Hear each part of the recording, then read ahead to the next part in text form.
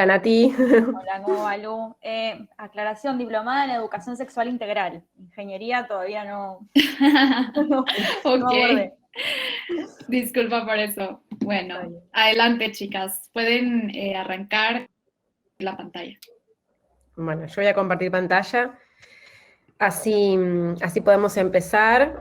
Como bien decían, mi nombre es Lucía Feinboim y estoy muy contenta, la verdad, de poder estar hoy acá con ustedes. Ojalá sea un momento de reflexión mutua, que podamos disfrutar de este encuentro, de repensar algunas cuestiones y que también surjan disparadores, pensamientos, reflexiones, críticas, aportes. La idea es tener un momento para pensar qué pasa con las violencias de género en entornos digitales, un poco también alimentado de nuestro trabajo en Faro, que ahora Nati va a contar bien. Así que, bueno, espero que sea un momento nutritivo para todos y todas.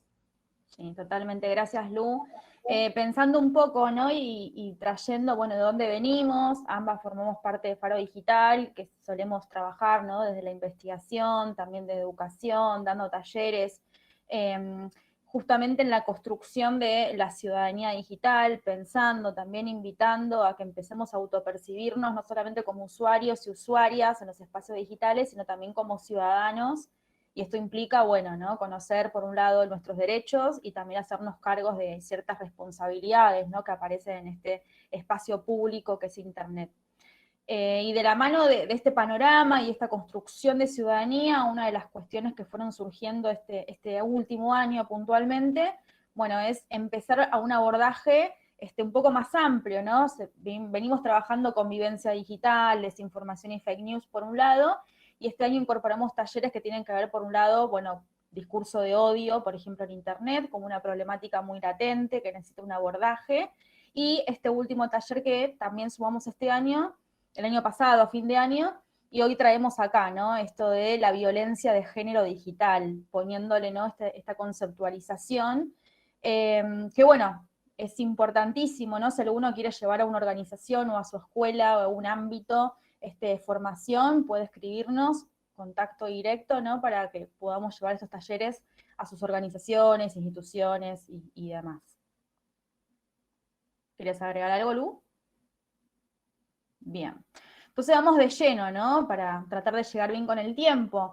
Este taller que traemos hoy sobre violencia de género digital, como dije antes, surge, ¿no? También de una demanda de los talleres que fue apareciendo en los participantes, ¿no? Como algo que no es nuevo, la violencia de género, ¿no? Es una cuestión que tiene una raíz histórica, que tiene que ver con desigualdades estructurales de un tipo de sociedad, ¿no? Pero importantísimo, ¿no? Pensar acá, bueno, ¿cómo definimos la violencia de género en principio para después también pensarla en este nuevo espacio público que es el Internet, ¿no? Bueno, en principio traemos esta definición de la ONU, ¿no? Que nos va a plantear esta idea, ahí pueden leer en la placa la definición concreta, pero básicamente traemos esta definición porque nos parece interesante este abordaje y esta mirada que tiene que ver también con un proceso de construcción colectiva, de pensar la violencia de género, no solamente en una de sus aristas, que tiene que ver con la violencia de género física, ¿no? Digo esto porque todavía en Argentina y algunos países de Latinoamérica, bueno, aparece esta idea de cuando una mujer va a un lugar, a una comisaría, por ejemplo, hacer una denuncia por violencia de género, todavía aparecen estas cuestiones de, bueno, pero si no hay un rastro, si no hay una huella física de esa violencia, bueno, se toma la denuncia, es violencia o no. Importantísimo que empecemos a pensar la violencia de género no solamente hacia un acto físico, sino también que va de la mano de violencias simbólicas, ¿no? De violencias económicas, por otro lado. Y venimos también, ¿no? Pensando en esto de lo contextual, lo importante, ¿no? Que surge, ¿no? Como una necesidad que aparece, que tiene que ver, bueno, ¿dónde estamos parados, por ejemplo, regionalmente, ¿no? América Latina y el Caribe es una de las regiones que más cantidad tiene de femicidios, ¿no? Esto hay otras organizaciones que lo abordan muy bien de lleno, ¿no? Pero nos sirve para entender dónde estamos parados y paradas y por qué es urgente, ¿no? Tomar esta temática y llevarla también su abordaje a los espacios digitales. Entonces, vemos, ¿no? Bueno, cuáles son las violencias que van apareciendo históricas y dentro, ¿no? De estas preguntas que van surgiendo en talleres, por ejemplo, Tiene que ver con una pregunta que puede ser genuina, que puede ser, bueno, una pregunta que surge, ¿no? Cuando hablamos de violencia de género. Bueno, los varones también son víctimas de violencias. ¿Qué pasa si le pasa a un varón o a un hombre?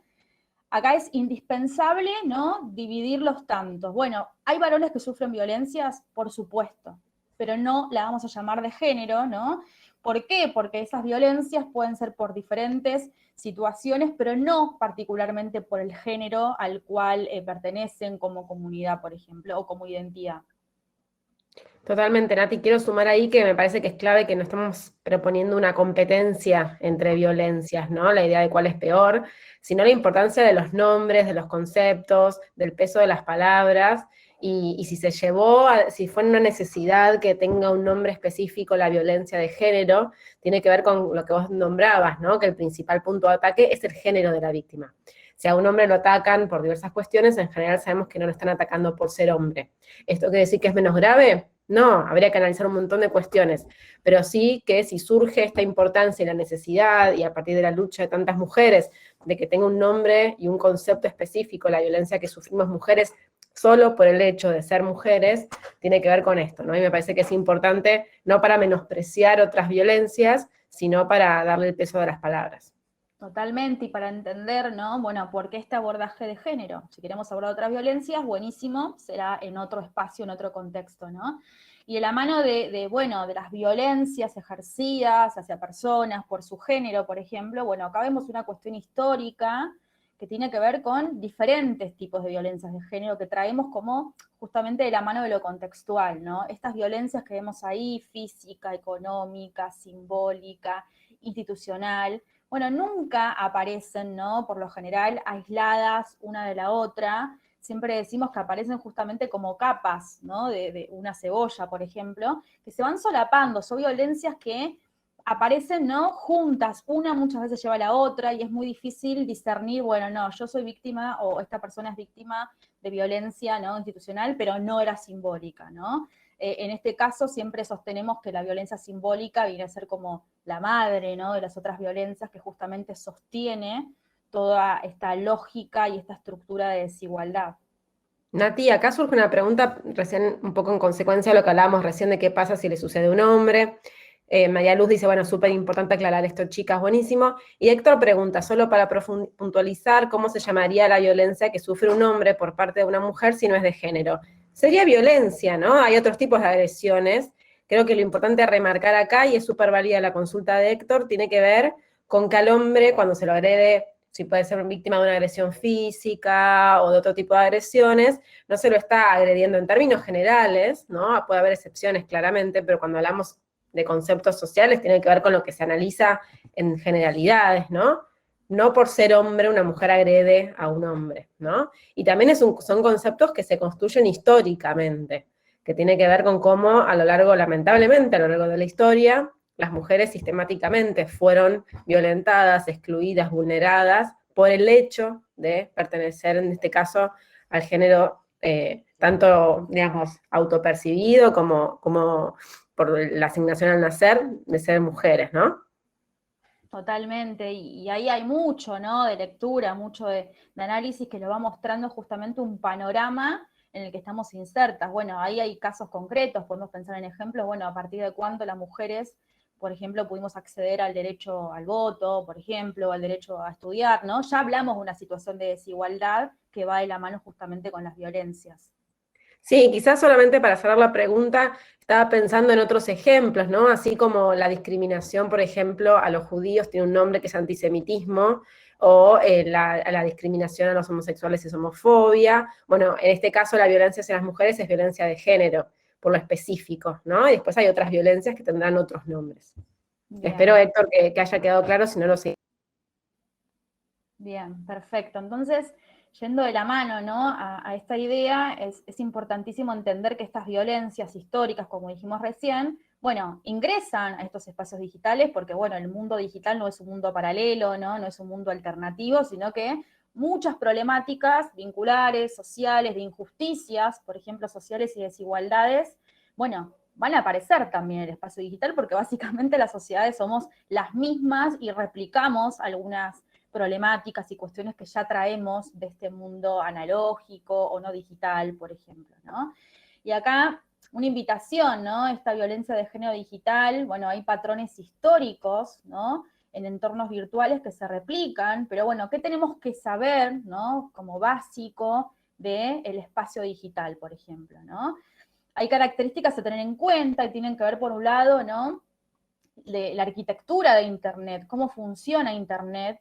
En principio, entender que este funcionamiento o esta manera, ¿no? de existencia de Internet, por un lado va a aparecer como característica que hay mayores y diversas posibilidades de control, ¿no? Esto que todos nosotros, nosotras tengamos un acceso a un dispositivo, que estemos constantemente, por ejemplo, con un celular o con un smartphone.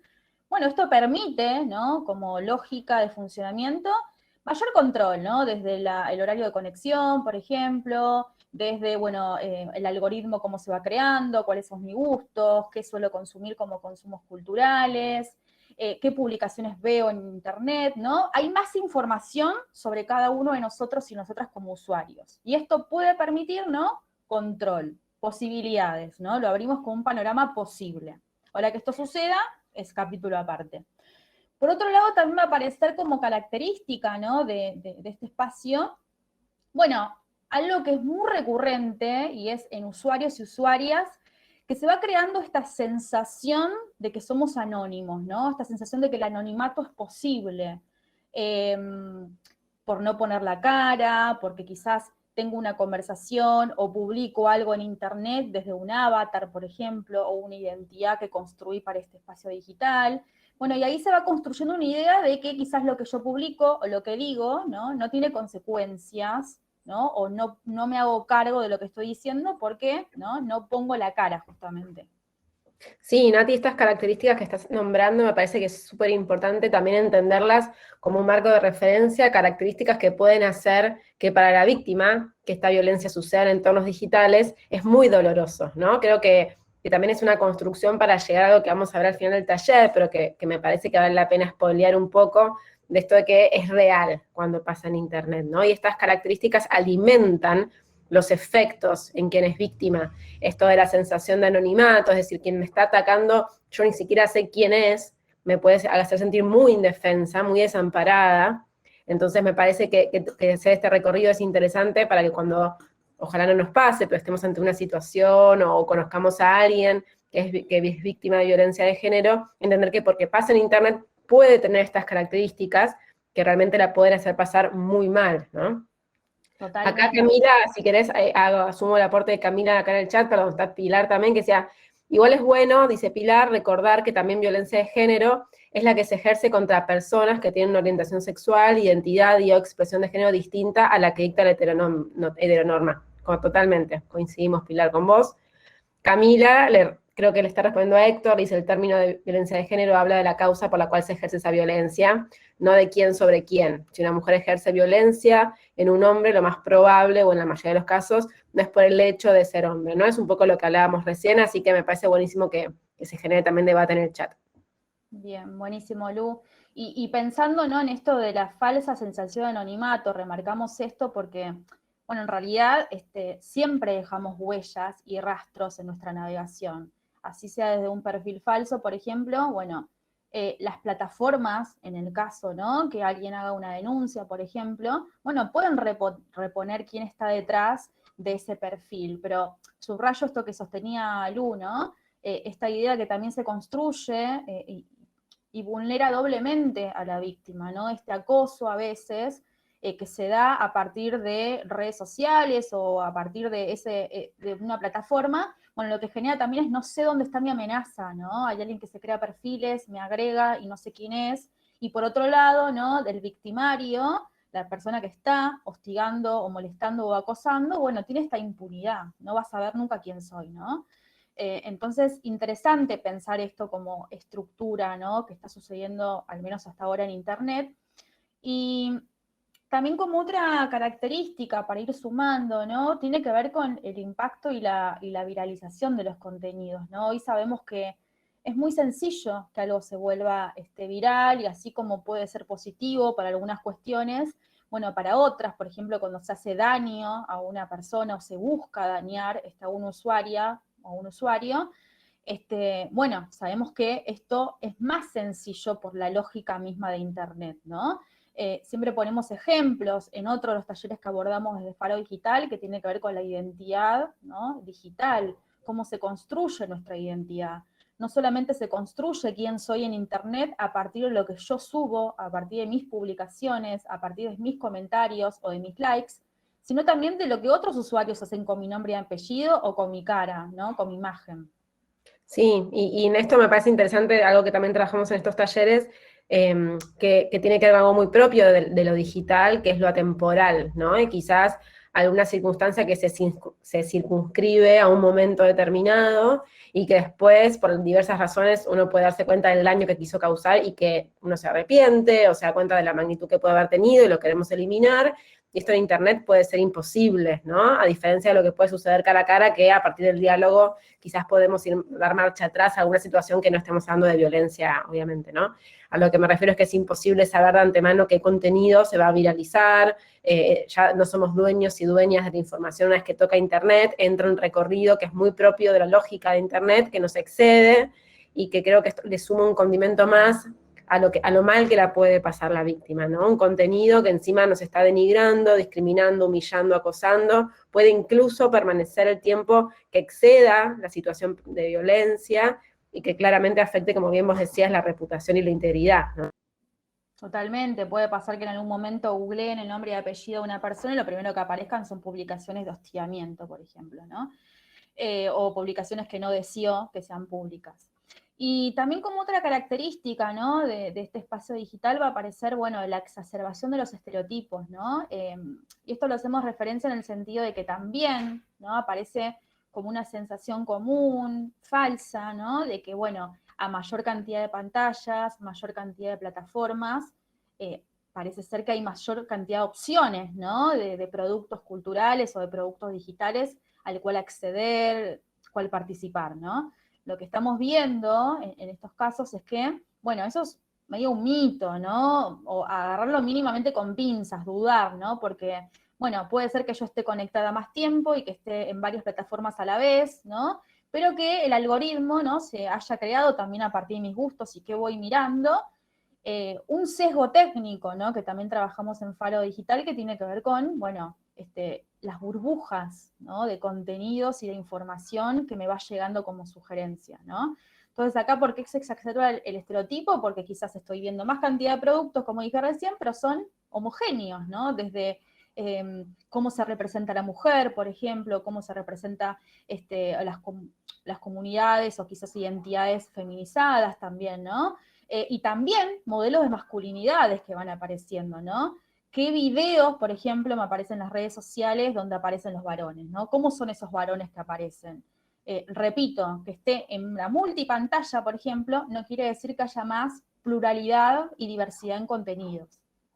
Totalmente, y me parece acá interesante, Nati, asociarlo a lo que trabajamos tanto en las escuelas de Argentina de la ESI, ¿no?, de la educación sexual integral, que después lo vamos a reponer, pero cuando hablamos de violencia de género, los estereotipos no son un decorado, ¿no? Tienen que ver con la raíz misma del modelo femenino que se busca reproducir, y que en un punto, hasta que no vayamos a fondo con ese modelo construido culturalmente, que refuerzan los estereotipos y se retroalimentan, vamos a estar, digamos, queriendo ser un perro que se muerde la cola, ¿no? Entonces no es algo anecdótico los estereotipos, sino que van a fondo de la construcción, que en todo caso cuando hablamos de deconstruir tiene que ver también con esto, ¿no? Y aunque haya situaciones que nos preocupan muchísimo más, porque son más graves y emergentes y urgentes, perdón, que pueden ser las violencias físicas o económicas o las que nombramos antes, las simbólicas, ¿no?, que pueden tener que ver más con los estereotipos, sin duda son una piedra fundacional para todas las demás, y en muchos casos actúan como una gran justificación. Y en esto las redes y las plataformas digitales, bueno, alimentan bastante, ¿no?, con la construcción y exacerbación de estereotipos. Claro, porque ahí también es interesante pensar como la disputa, ¿no?, por el sentido. Bueno, ¿qué es ser un varón? ¿Qué tiene que ser una mujer? ¿Qué tiene que hacer una niña? ¿No? ¿Cuál es su aspecto físico deseado? Interesante para pensarlo también por ese lado. Y como otra característica también a tener en cuenta, ¿no? Vamos enumerando y se van sumando, también hay una realidad que existe una dificultad para eliminar material indeseado, ¿no? Acá es interesante tener presente como también algo característico de Internet, ¿no? Algo, como mencionaba recién Lu, ¿no? Que yo publico en Internet o publico en una red social, bueno, la palabra misma lo dice, lo estoy haciendo público. Y que yo haga público, ¿no? También puede permitir, por ejemplo, que, bueno, me arrepienta y lo borro a ese contenido. Pero si vino otra persona y sacó una captura de pantalla o grabó, por ejemplo, ese video, se lo descarga. Hoy es muy sencillo, no hace falta ser un hacker ni nada. Hay múltiples herramientas y aplicaciones que descargando el celular, con un celular más o menos, ya puedo llevarme ese contenido que fue otra persona, ¿no? Entonces, importantísimo entender que lo que ya digitalicé y subí a cualquier plataforma, bueno, posiblemente eso ya haya salido de mis manos y de mi poder, ¿no? Hay muchas situaciones que hemos visto a lo largo de este tiempo de contenido que quizás, bueno, es muy difícil de borrar. Lo borro, pido, por ejemplo, alguna plataforma que desindexe ese contenido, pero no es tan sencillo, ¿no? Es importantísimo, y esto también va de la mano de la alfabetización digital, comprender cómo funciona Internet, saber cómo funcionan las plataformas, para también ser, digamos, más consciente y más reflexivo a la hora de publicar un contenido, ¿no? Pensarlo 2 veces. Bueno, esto que estoy haciendo público, ya, ¿no? Lo estoy compartiendo con un montón de personas que se lo pueden llevar, por ejemplo, y no depende 100% de mí borrar esa publicación, por ejemplo, ¿no? Y esto va de la mano inevitablemente con otra característica que tiene que ver con la facilidad y lo sencillo que es dañar la reputación de otros o de otras, ¿no? Lo mismo, un material que comparto, que subo, un meme, un sticker, una publicación haciendo una acusación, por ejemplo, es muy sencillo dañar la reputación de otra persona en Internet, ¿no? Entonces acá volver a pensar en nuestra huella, en nuestra identidad digital, comprender el impacto de nuestras acciones, y vuelvo a repetir esto, ¿no? Nuestra identidad digital está construida por lo que uno desea compartir, pero también con lo que los otros asocian a mi cara, a mi imagen, a mi nombre y apellido, ¿no? Esto es algo que tenemos que tener presente, adultos, adultas, pero también enseñarlo, por ejemplo, a jóvenes y adolescentes, si alguno de ustedes trabaja en espacios educativos, ¿no? Esto es una realidad y tenemos que conocer, ¿no? el panorama. Y otra cuestión súper interesante, que es un desafío también para pensarlo como característica hoy por hoy, ojalá que en un momento deje de serlo, de Internet, es la brecha de género, ¿no? Y acá lo planteamos como un desafío urgente, la reducción de esa brecha digital, ¿no? Esta brecha tiene que ver con las diferencias, ¿no? que existen, por ejemplo, la asimetría de poder, la asimetría de acceso, la asimetría y la desigualdad que existe en la producción de contenidos y en la toma de decisiones, sobre todo, en Internet. Y digo, ¿no? Bueno, ¿qué estamos haciendo las mujeres en estos espacios? ¿No? ¿Solamente subimos fotos, ¿no? O podemos tomar decisiones, por ejemplo. Me parece, Nati, que acá está bueno contarles que en estos talleres que estamos dando, cuando planteamos esta temática, ¿no? Esta causa y consecuencia de las violencias de género en entornos digitales, que es la brecha de género digital, a veces cuesta, ¿no? Visualizarlo, y nos damos cuenta que es un tema que todavía es una dificultad ponerlo en escena, ¿no? A veces a uno le cuesta no solamente salir de la experiencia personal, sino también pensar otros campos posibles, ¿no? Hay algo que está dado y que es nuestra realidad, y a veces esa modificación, ese cambio, no está dentro de nuestras posibilidades. Y me parece que de los desafíos es comprender que esta brecha de género digital tiene que ver no solamente con el acceso a Internet, que entiendo que todas y todos los que estamos acá somos asiduos usuarios de Internet y quizás nos resulta ajeno, pero también tiene que ver con las decisiones, con la forma de pensar las plataformas, con las programaciones, con las creaciones, con una cosmovisión que en este momento está en general pensada, diseñada y decidida en grandes cantidades por hombres. Y me parece que esta cuestión de que nos está costando visualizar esto como un problema, cuando nosotros podemos, hoy lo veíamos en una reunión interna, ¿no? Cuando vemos que la mayoría de los dueños, de las personas que crearon las grandes plataformas, que están a cargo de estas grandes plataformas, siguen siendo hombres, y sin embargo a nosotras no nos sigue haciendo ruido bueno, acá hay un gran desafío que seguramente lleve tiempo, ¿no? De poder verlo como un problema o como un obstáculo. Sí, de hecho, bueno, hay algunas organizaciones que vienen trabajando, ¿no? Desde mujeres en la programación, ¿no? Mujeres en algunas profesiones que tienen que ver, como decía Lu, con las tomas de decisiones y no simplemente posicionarnos como usuarias, ¿no? ¿Somos muchas las mujeres en Internet? Sí. Ahora la pregunta es qué estamos haciendo en Internet, ¿no? Más allá de ser usuarias. Invitamos a que, si les copa la idea y les interesa el tema, continuar, ¿no? Problematizando, porque como lo vemos nosotros es un desafío urgente. Y No solamente, Nati, me quedé pensando que en esta cuestión de la brecha también hay estereotipos, ¿no? De cuál es el rol de la mujer, como vos decías, y también a veces asociamos la mujer al diseño, a lo estético, y creo que ahí reproducimos también estereotipos, y cuesta romperlos, y los damos como algo dado, así que sumo el desafío de seguir pensándolo. sí, se traslada, ¿no? Estas de las profesiones feminizadas, ¿no? También a este espacio digital. Como Entonces, dice también pensando, Diana en el chat, Nati, te agrego nada más, que dice romper el techo de cristal en las empresas, todo un tema, bueno, también dentro de las plataformas, ¿no? ¿Quién diseña los videojuegos? ¿Quién diseña las plataformas? Etcétera. totalmente, súper interesante y apasionante el tema, ¿no? Y pensando yo ahora sí particularmente en algunas formas, ¿no? De violencia digital, teniendo en cuenta lo que vimos recién, ¿no? Las características propias de Internet, bueno, viendo, ¿no? Cómo ingresan y qué características, perdón, toman estas violencias de género dentro del espacio digital. Bueno, acá vamos a ver, ¿no? Lo que va a aparecer puntualmente es la violencia, ¿no? Que va de la mano de la vigilancia digital. Dijimos, bueno, hay mayor acceso y posibilidades al control, ¿no? y al seguimiento de usuarios y de usuarias. Bueno, en algunas cuestiones, por ejemplo, de violencia de género, van a aparecer algunos varones, por ejemplo, que tienen vínculos sexoafectivos con mujeres, que se van a valer, ¿no? De esta característica propia de esta era digital. Y, por ejemplo, bueno, va a aparecer esta vigilancia desde el pedido, por ejemplo, de la exigencia, mejor dicho, de activar la geolocalización en tiempo real, dónde estás, quiero verlo, ¿no? Que a veces ahí aparece disfrazado de, vuelvo a los violentos, manipuladores, de en realidad me preocupo, te cuido, quiero saber dónde estás para estar alerta, ¿no? Y a veces eso se disfraza, ¿no? De cuidado, pero en el fondo, ¿no? Es una estrategia de vigilancia, de tener el día a día, la hora a hora, de qué está haciendo esa mujer y obviamente limitarle su libertad, su autonomía, ¿no?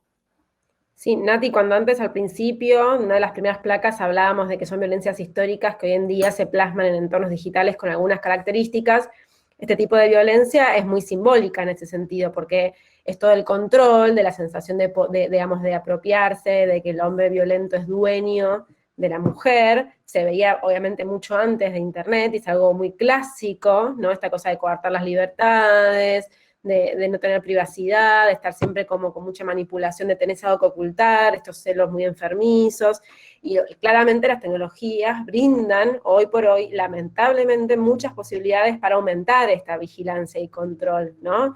Las horas de conexión, las contraseñas, las cuentas compartidas, todo esto no es nuevo, pero sí potencia un tipo de violencia que es de las más, me parece, naturalizadas, porque como vos bien decías, se confunde con una idea de amor romántico, de amor apasionado, de amor muy extremo, intenso, como si fuese algo bueno, y cuando en realidad en el fondo, si no hay consentimiento, porque no es lo mismo que yo quiera dar mis contraseñas, que yo quiera tener una relación muy simbiótica, que yo quiera... Esos son tipos de relaciones donde cada uno en su intimidad hace lo que quiere. Pero cuando no hay un real consentimiento libre, donde yo decido realmente, sin miedo a las consecuencias, algo, ahí estamos ante un caso de violencia, y la tecnología, lamentablemente, puede, en este caso particular de violencia, dar muchas herramientas para potenciar este control que es histórico, ¿no? Claro, termina siendo un facilitador, ¿no? Para estas prácticas de vigilancia y control, ¿no? Y ahí van a aparecer diferentes lógicas. Por un lado, desde esto, ¿no? La manipulación, de si no me das tus contraseñas porque ocultas algo, o también el control lisa y llanamente de revisar qué contactos que tenés, quién te da me gusta, ¿no? Esto aparece muchísimo en diferentes vínculos y no tiene que ver hoy por hoy con una cuestión etaria. Hay mujeres adultas que están siendo víctimas de estas violencias y también adolescencias que están, digamos, dentro de estas lógicas que pueden llegar hasta, por ejemplo, ¿no? las cuentas compartidas, donde se pierde la individualidad, se pierde la privacidad, ¿no? Y son una persona, una identidad en estos espacios digitales. Y también va a aparecer como otro tipo de violencia de género digital, el robo y la difusión de información privada. Esto es una práctica sumamente violenta y la podemos mencionar, ¿no? Como el concepto doxing, ¿no? Que viene justamente del docs, ¿no? De documentos en inglés, y es esta práctica que ejercen algunas personas que no buscan, por ejemplo, dinero, o no buscan extorsionar a la víctima, simplemente buscan valerse, ¿no? A partir del robo de información, publicar esos contenidos, esa información privada de la víctima. Acá es importantísimo que sepamos que esta persona que roba esta información no necesita ser un hacker, ¿no? Una persona que entienda y que se meta a mi computador y me saque información. Muchas veces hacen trabajos de ir recolectando información que nosotras mismas dejamos en redes sociales, por ejemplo, ¿no? Hacer un paneo donde, bueno, qué puse en Facebook, qué puse en esta red, qué subí acá, y ahí arma todo una base de datos, por ejemplo, de la víctima, que puede ir desde su correo electrónico personal, del trabajo, su celular, su número de contacto, dónde vive, la dirección de su trabajo, su recibo de sueldo, ¿no?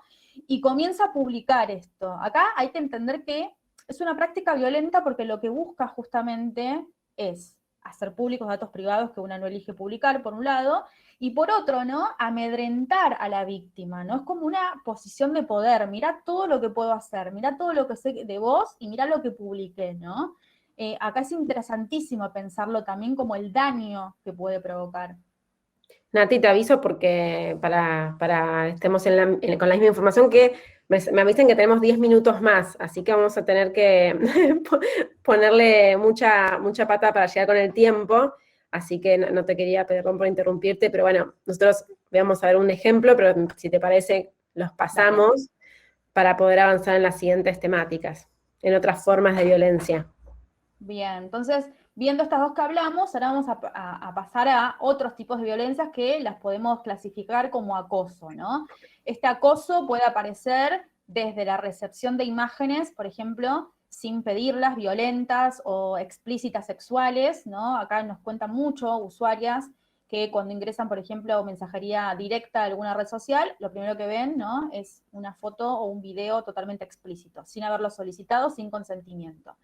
También como acoso va a aparecer la exigencia de envío, ¿no? De imágenes íntimas, por ejemplo, ¿no? Y esto se suele dar en vínculos sexoafectivos también, por lo general, donde, bueno, es este pedido, esta exigencia a sextear, ¿no? Bueno, el sexting siempre decimos es una actividad genuina, si tengo ganas y consentimiento. Ahora, cuando alguien me está obligando, o alguien me está amenazando, o alguien me está diciendo, entonces no confías en mí, entonces no me querés, ¿no? En pos de una relación, ¿no? Que va de la mano del amor romántico y que de ahí uno tiene que hacer todo por el otro, bueno, puede aparecer esta exigencia. Eso es violencia, ¿sí? Yo si mando una foto es porque tengo que desearlo, no porque alguien me está insistiendo.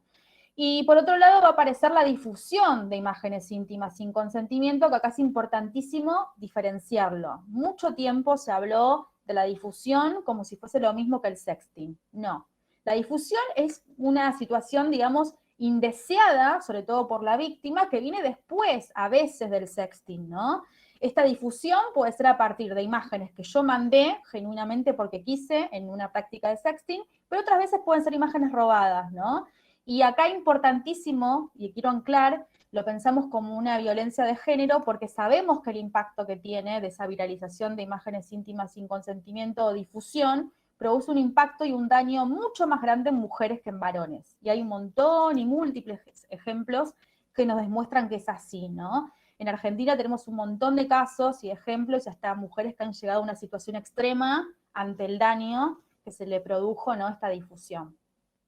Y Nati, sumo solamente para esto de, bueno, las consecuencias diversas, que a veces la difusión de imágenes íntimas sin consentimiento se da como una represalia, ¿no? Bueno, cuando la mujer quiere cortar la relación, como un castigo, e incluso estos hombres que en general saben de las consecuencias, amenazan con difundir imágenes o videos donde ellos mismos están sabiendo la desigualdad que van a tener en las consecuencias, y quizás inconscientemente, ¿no? No es que lo saben tan tácitamente, pero a sabiendas de que el efecto en la reputación, en todo lo que hablamos antes, todavía es mucho más duro para una mujer cuando se la vincula con su sexualidad y su libre sexualidad sobre todo, que a un hombre.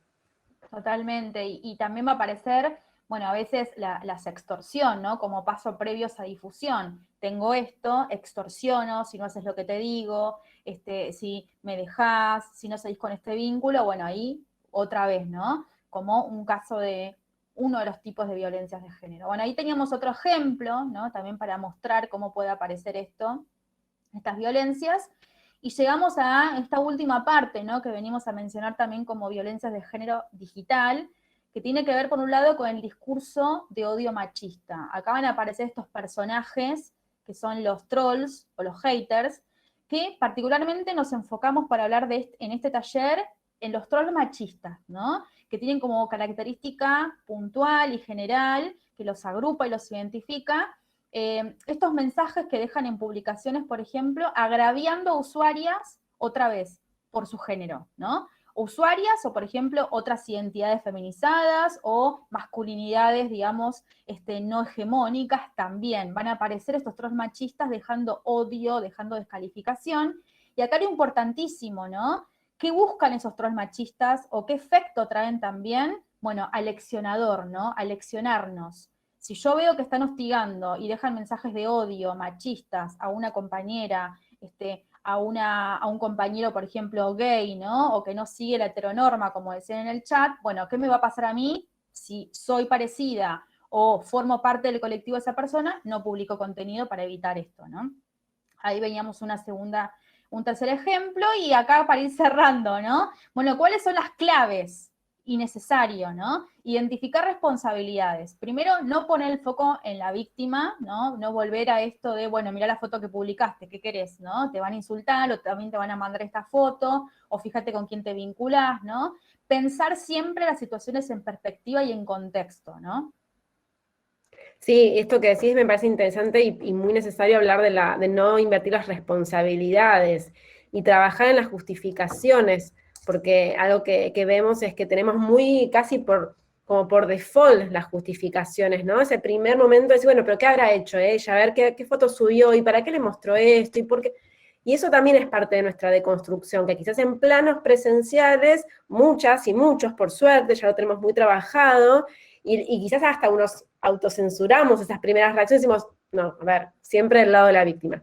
Y en Internet quizás nos cuesta más todavía. Hay que seguir trabajándolo, y por eso la importancia de estos espacios, de que la escuela también se apropie, de que haya políticas públicas.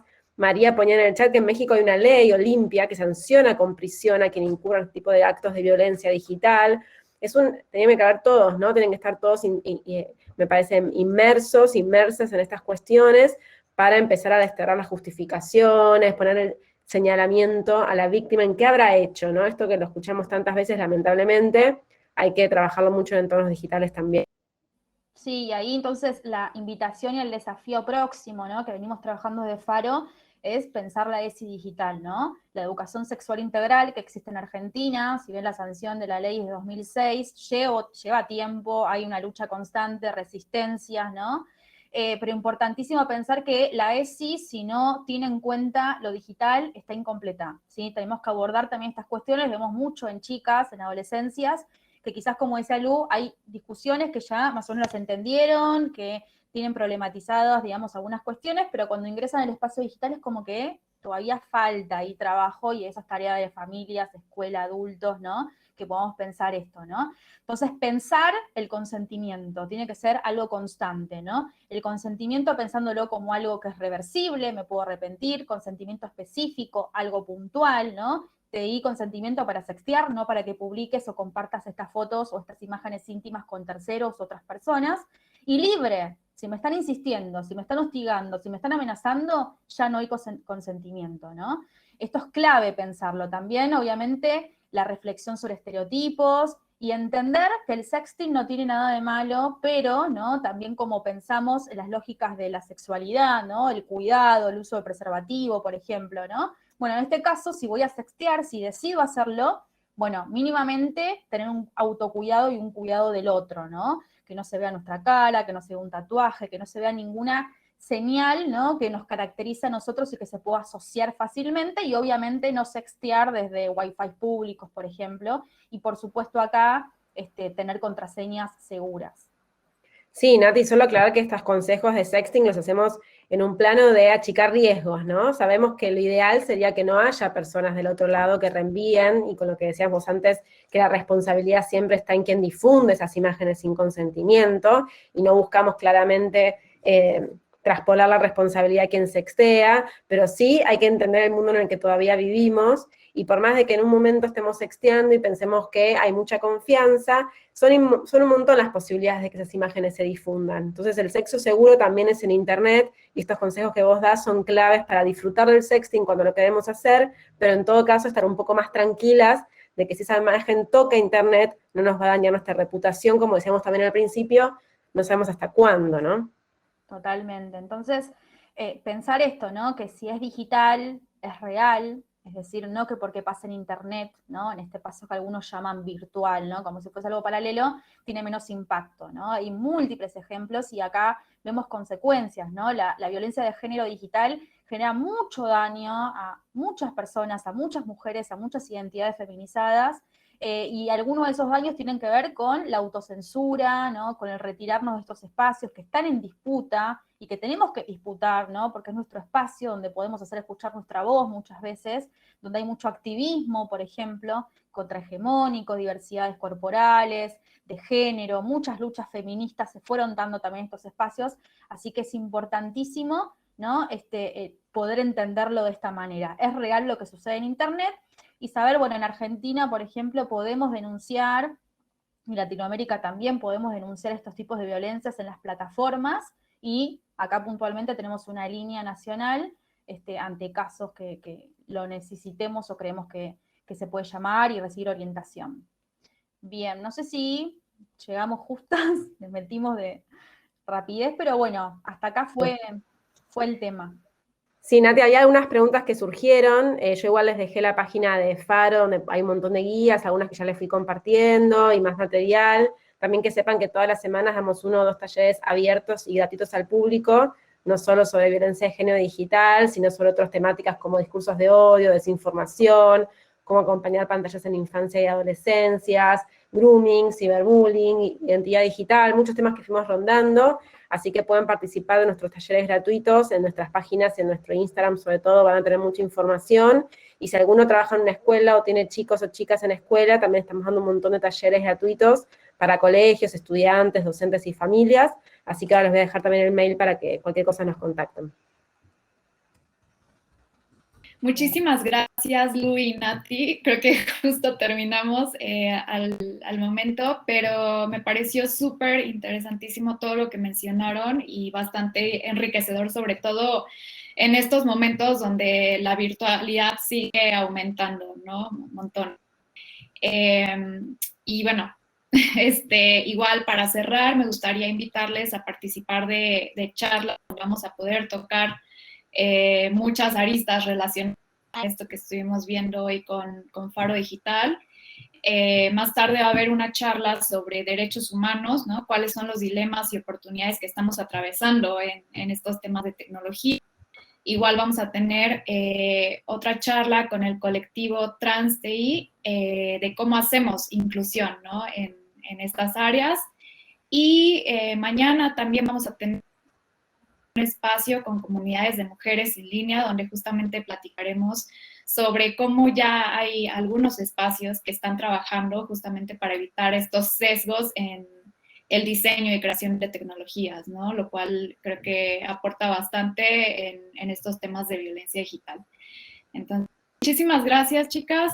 Ya tienen acá el contacto de ellas para contactarles. Y pues bueno, con esto cerramos. Y bueno, gracias. Gracias. Gracias a todas, todos.